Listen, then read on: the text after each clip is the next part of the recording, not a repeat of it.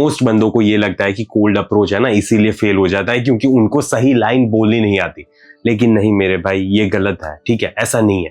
देखो, जब भी तुम किसी लड़की को अप्रोच कर रहे हो, मान लो कि तुम मॉल में अप्रोच कर रहे हो, चलते चलते स्ट्रीट पे अप्रोच कर रहे हो, या तो फिर किसी कैफे में अप्रोच कर रहे हो, ओके, तो दिक्कत क्या होती है ना कि उसके पास जीरो डेटा है तुम्हारी पर्सनालिटी के बारे में। तो अब यहाँ पे उसका ब्रेन क्या जज करता है कि इस बंदे की बॉडी लैंग्वेज कैसी है, इस बंदे का फेस कैसा है, ये मुझे सेफ फील करवा रहा है नहीं करवा रहा, क्या बोल रहा है क्या नहीं बोल रहा, कैसी वाइब आ रही है, ये बंदा मुझे मार बार तो नहीं देगा ना, एंड कितने तुम अट्रैक्टिव दिख रहे हो। देखो बात है ना यहाँ पे थोड़ी यहीं पे आके अटक जाती है, क्योंकि कोल्ड अप्रोच है ना एक फिल्टर कर देता है कि लुक्स यहाँ पे थोड़े ज्यादा मैटर करते हैं। एंड साइंस भी यहाँ पे स्ट्रांगली सजेस्ट करता है कि जब भी तुम किसी भी लड़की को या किसी भी पर्सन को पहली बार मिलते हो ना, तो वहां पे तुम कैसे अपीयरेंस है तुम्हारा, कैसे कपड़े पहने, कैसे दिख रहे हो, अट्रैक्टिव हो या तो फिर नहीं हो, उसका सबसे ज्यादा वेटेज ज्यादा होता है। एंड इसीलिए तुम देखोगे कि एक हैंडसम बंदे को लड़की ने नंबर आराम से दे दिया, लेकिन वही सेम लाइन अगर कोई एवरेज देखने वाला बंदा बोल रहा है तो हो सकता है कि उसे नंबर नहीं मिलेगा वहां पे। बट यहाँ पे एक और ट्विस्ट आता है, साइंस हमें ये भी बताती है कि जब भी कोई पर्सन का रिपीटेड एक्सपोजर होता है ना,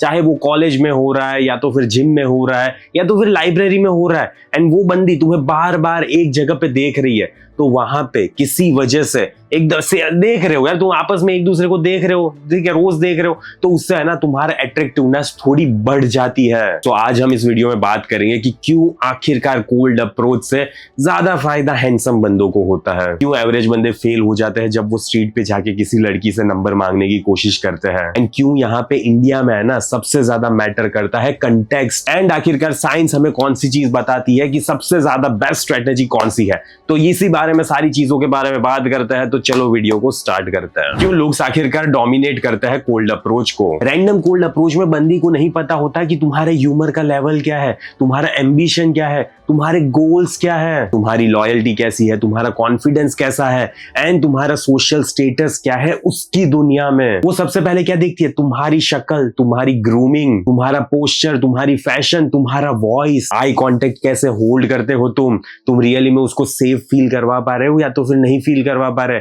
एंड स्टार्टिंग में तुम कैसे कॉन्फिडेंटली बात कर रहे हो या तो फिर नहीं कर रहे। तो हाँ मेरे भाई, तुम्हारे इंस्टिंक्ट बिल्कुल सही है, जो भी अच्छा दिखता है ना उसको ज्यादा नंबर मिलने के चांसेस है, बहुत ज्यादा प्रोबेबिलिटी बढ़ जाती है। इसका एक अलग से हेलो इफेक्ट भी है, जिसमें हमें पता चलता है कि जब भी कोई पर्सन अच्छा दिखता है ना तो वो ऑटोमेटिकली ट्रस्टवर्दी लगने लगता है, ऐसा लगता है कि ये इंटेलिजेंट है, सोशली ज्यादा वैल्यूएबल है एंड ज्यादा कॉन्फिडेंट। सो इसी वजह से मेरे भाई जब कोई एक लाइन बोलता है ना, hey, I really want to see you after work or whatever, जो भी कुछ लाइन बोल रहे हो, तो वो बंदी कैसे तुम्हारी परस्यूड वैल्यू है उसके दिमाग में, जैसे ही तुमने ये बोला वो तुम्हें कैसे देख रही है कि यार ये बंदा तो रियली में कैच है, ये बंदा तो इतना हैंडसम है, पता है मेरी जिंदगी में क्या ही धमाल मचाएगा। तो वो अगर तुम्हारे साथ ऐसे फील कर रही है, ठीक है, पहले इंटरेक्शन में ही वो ये फील करने लगी, तो ऑब्वियस है ना कि वो नंबर दे देगी तुम्हें। लेकिन अगर वो ऐसा फील करे, नहीं यार ये बंदा तो पता नहीं क्यों लेकिन मुझे तो अच्छी वाइब नहीं दे रहा,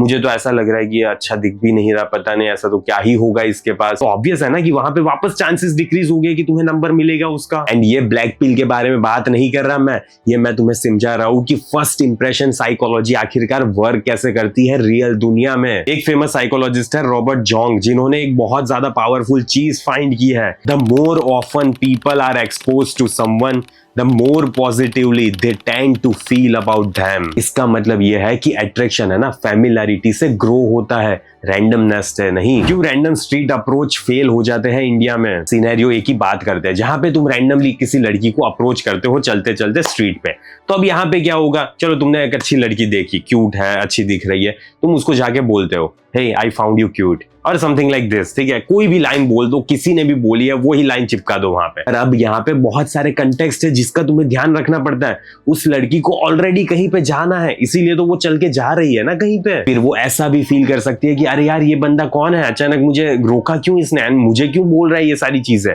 क्या है क्या। यहाँ पे कोई भी फैमिलियरिटी नहीं है, ना ही कोई शेयर्ड एनवायरनमेंट है, ना ही कोई सोशल प्रूफ है, एंड ना ही कोई रीजन है ट्रस्ट करने के लिए तुम पे। इवन अगर तुम बहुत ज्यादा कॉन्फिडेंटली लड़की से पूछते हो ना, तो भी लड़की सोचती है यार ये बंदा मुझे एक्चुअली ऐसे कैसे रोक लिया इसने, पता नहीं क्या चाहता है, ये कुछ काम धंधा नहीं है क्या इसे, ऐसा कुछ समथिंग लाइक दिस सोच सकती है। अगर तुम एक नॉर्मल एवरेज बंदे हो तो ओके, तो अब सिनेरियो बी की बात करते हैं, जहां पे तुम एक कॉलेज लाइब्रेरी में आराम से पढ़ रहे हो। वही सेम बंदी, तुम दोनों एक दूसरे को देख रहे हो, रोज देखते हो, ठीक है। एक बार उसने तुमसे पेन मांगी होगी या तो फिर तुमने उससे पेन मांगी होगी, दोनों अच्छे से स्माइल करते हो, 5 या 6 दिन हो गए इस सारी चीजों को। एंड अब यहाँ पे तुम्हारा इंप्रेशन मेरे भाई लुक्स के बेसिस पे मैटर नहीं करता कि तुम कितने ज्यादा हैंडसम हो नहीं हो, कोई फर्क नहीं पड़ता। क्यों? क्योंकि अब यहाँ पे थोड़ी फैमिलियरिटी आ गई।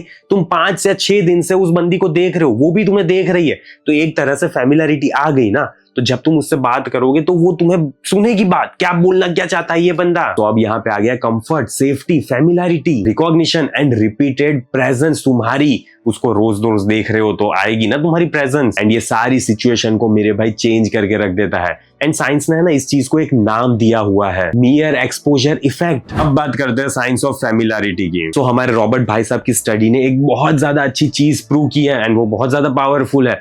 जो भी चीज हम लोगों के लिए फैमिलियर हो जाती है ना, उसे पता नहीं क्यों लेकिन हम पसंद करने लगते हैं। इसीलिए जब तुम किसी एक लड़की को रोज ऑफिस में देखते हो, या तो फिर रोज जिम में देखते हो, या तो फिर सेम फ्लोर में वो काम करती है, सेम कोचिंग क्लास है, सेम लाइब्रेरी है, सेम कैफे, या तो फिर सेम अपार्टमेंट की लिफ्ट, वो बहुत ज्यादा अच्छे से वर्क करती है जस्ट एक रैंडम स्ट्रीट अप्रोच से। एंड यहाँ पे है ना मेरे भाई, एक एवरेज बंदे को भी ज्यादा फायदा होता है, क्योंकि अब यहाँ पे सिर्फ तुम्हें तुम्हारे लुक्स के वजह से नोटिस या जज नहीं किया जाएगा। यहाँ पे मैटर करती है तुम्हारी वाइब, तुम्हारी कंसिस्टेंसी एंड तुम्हारा कंफर्ट। एंड ये सारी चीजें मेरे भाई तुम्हारे फेवर में काम करती है। क्यों कोल्ड अप्रोच आखिरकार अट्रैक्शन को कम कर देता है? कोल्ड अप्रोच से इसीलिए भी अट्रैक्शन कम हो जाता है क्योंकि मेरे भाई है ना, यहाँ पे लड़की को तुम्हें इवेल्युएट करना पड़ रहा है जस्ट बिकॉज ऑफ सरप्राइज। ठीक है, सरप्राइज तुम उसके सामने प्रेजेंट हो गए, अब वो यहाँ पे तुम्हें इवेल्युएट करेगी। टाइम का प्रेशर है, बहुत ज्यादा अनसर्टेनिटी है, पब्लिक डिस्कम्फर्ट, सेफ्टी का जजमेंट, एंड ये सारी चीजें एक तरह से इमोशनल रेजिस्टेंस क्रिएट करती है। एंड जब भी इतना ज्यादा रेजिस्टेंस आता है ना, तो मेरे भाई तुम्हारी जो पॉजिटिव ट्रेड्स भी होगी ना,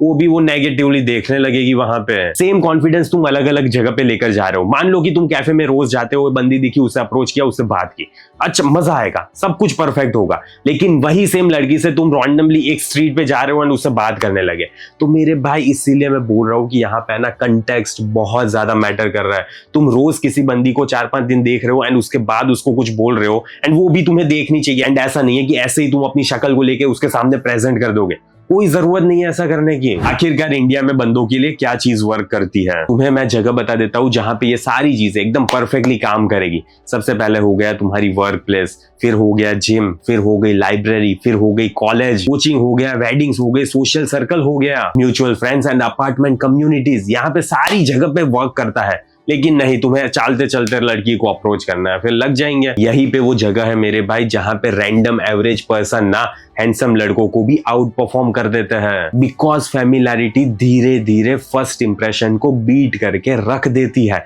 तो ये सारी चीजें याद रखो एंड ये सारी चीजें अप्लाई करो। एंड फाइनली मेरे भाई, जब तुम्हें उस लड़की का नंबर मिल जाए ना, तो उसके बाद क्या करना है, ठीक है, उसके बाद अगर तुम्हें नहीं समझ आ रहा ना कि कैसे बंदी को टेक्स्ट मैसेजेस करना है, क्या करना है, क्या नहीं करना, एंड कैसे बंदी को जल्दी से जल्दी डेट पे लेकर जाना है, ठीक है, वो आएगी डेट पे तुम्हारे साथ, क्यों नहीं आएगी, लेकिन बस यही है कि तुम्हें मैसेज करना आना चाहिए सही से। एंड मोस्ट ऑफ बंदे यहीं पे भसड़ मचा देते हैं क्योंकि उनको आता ही नहीं है कि टेक्सटिंग कैसे करना है। अगर आता भी होगा ना, सब कुछ कॉन्फिडेंटली बंदी के सामने किया होगा, लेकिन टेक्सटिंग नहीं, ऐसे भसड़ मचा देंगे कि बंदी फिर मिलने ही नहीं आएगी। तो मेरे भाई प्लीज टेक्सटिंग मिस्टेक्स मत करो। एंड इसीलिए मुझे पूरा कोर्स बनाना पड़ा है, from text to date, Indian man's dating blueprint, जिसमें मैंने सारी चीजों को डिटेल में एक्सप्लेन किया हुआ है कि तुम्हें क्या करना है, क्या नहीं करना, कैसे बंदी को जल्दी से जल्दी टेक्सटिंग के थ्रू डेट पे लेकर जाना है, डेट पे क्या करना है, क्या नहीं करना, सारी चीजें डिटेल में एक्सप्लेन किया है। अगर तुमने अभी भी उस कोर्स को चेकआउट नहीं किया तो जल्दी से जाओ, मास्टरपीस कोर्स है मेरा, किसका वेट कर रहे हो यार। कमेंट में पिन लिंक है, एंड मेरे भाई उस बंदी को डेट पे ले जाओ, ठीक है, डेट पे ले जाओ। एंड अगर तुम्हें टिंडर, बम्बल या वहां पे भी कैसे मैसेजेस करना है, क्या नहीं करना, उसके लिए भी मैंने सारी चीजें बताई हुई है। जल्दी से जाओ, बस एक बार कमेंट की पिन लिंक चेक तो करो। आउटरो की बात कर लेते हैं। देखो, ऐसा नहीं है कि मैं कोल्ड अप्रोच को बहुत ज्यादा बेकार बोल रहा हूं, लेकिन दिक्कत यही है मेरे भाई कि कोल्ड अप्रोच में ना सबसे ज्यादा नोटिस फर्स्ट इंप्रेशन पे होता है, एंड तुम्हारी शक्ल कैसी है, यही जीवन का कड़वा तथ्य है। ओके, मैं कुछ नहीं कर सकता। क्योंकि वहां पे बंदी को तुम्हारे बारे में कुछ पता ही नहीं है। एंड अगर उसको तुम्हारे बारे में कुछ पता ही नहीं है तो वो तुम्हें किस बेसिस पे जज करेगी? तुम्हारे लुक्स के बेसिस पे ही जज करेगी ना। तो फिर कितना ज्यादा यहाँ पे एक साइड पे ज्यादा वेट है तुम्हारे लुक्स पे, ठीक है, इतना ज्यादा वेटेज है लुक्स का। तो मैं कभी भी अपने आप को ऐसी सिचुएशन में नहीं डालूंगा जहां पे इतना ज्यादा वेटेज सिर्फ लुक्स को है, ठीक है, कभी भी नहीं डालूंगा। एंड तुम भी क्यों डाल रहे हो, ठीक है, तुम भी क्यों डाल रहे हो? मत डालो। देखो ऐसा नहीं है मैं तुम्हें ऐसा बोल रहा हूँ कि कोल्ड अप्रोच मत करो, करना है करो, मैं बोल ही रहा हूँ कोल्ड अप्रोच करने में कोई दिक्कत नहीं है, लेकिन एटलीस्ट फैमिलियरिटी होनी चाहिए, कंटेक्स्ट होना चाहिए। तुम ऐसी जगह पे मिल रहे हो जहां पे तुमने ऑलरेडी बंदी को 10 बार देखा हुआ है, एटलीस्ट 5 बार देखा हुआ है, एटलीस्ट 3 बार देखा हुआ है, एटलीस्ट पहली बार में तो अप्रोच नहीं कर रहे हो उसे, 3 बार तुम दोनों की आई कांटेक्ट आंखों से आंखों मिली है, ठीक है, वो भी तुम्हें देख रहे है, तुम भी उसे देख रहे हो, या तो फिर एटलीस्ट उसे पता है कि तुम एग्जिस्ट कर रहे हो, तुम्हारी जैसे शकल वाला कोई बंदा एग्जिस्ट कर रहा है, ठीक है, वो एक सेफ्टी फील करवाता है मेरे भाई बंदी को। एंड बहुत ज्यादा प्रोबेबिलिटी होती है कि तब जाके तुम बात करते हो ना, 3 से 4 दिन में ही बात कर लो, ठीक है, 3 से 4 बार देखा एंड फिर बात कर लो, सारी चीजें एकदम परफेक्टली होती है, परफेक्टली होती है, ठीक है। वो इजीली तुमसे डेट पे मिलने आएगी, एंड डेट पे ना है पहले नंबर तो मिल ही जाएगा, एंड नंबर के बाद तो फिर तुम्हें क्या करना है बताइए, मेरा कोर्स बाय करना है, वो वहां पे अप्लाई करना है, ओके। बाकी कुछ इतना ज्यादा है नहीं, तुम ज्यादा सोचो मत मेरे भाई, ठीक है। एंड देखो लड़की को डेट पे लेकर जाना ना इजी ही होता है, ठीक है, वो बस यही है कि ये एक स्किल है एंड जो अभी तुम्हें आ नहीं रही, तुम्हें आ जाएगी, फिर तुम्हें ऐसा लगने लगेगा अरे यार मैं तो फालतू में ही ज्यादा सोच रहा था, ठीक है। तो यही दुनिया ऐसे ही वर्क करती है मेरे भाई, ठीक है, चीजें इजी होती है, बस हमें आती नहीं है इसलिए हमें थोड़ी मुश्किल लग रही है। लेकिन एक बार जब तुम ट्रायल एंड एरर से सीखोगे, मिस्टेक्स करोगे एंड आगे बढ़ते जाओगे ना, तुम्हें ये सारी चीजें आ जाएगी एंड तुम मेरे भाई एकदम परफेक्ट हो जाओगे, ठीक है, लड़की से बात करने में, मैसेज करने में एंड उसके साथ डेट पे जाने के लिए। तो जल्दी से जाओ डेट पे, एंड अगर तुम्हें हेल्प चाहिए मेरी तो कोर्स बाय करो मेरा, ठीक है, कमेंट में पिन लिंक है। बाकी मैं इस वीडियो को यहीं पे समाप्त करता हूँ, जल्दी मिलेंगे अगले वीडियो में, अंटिल देन बाय बाय, सी या।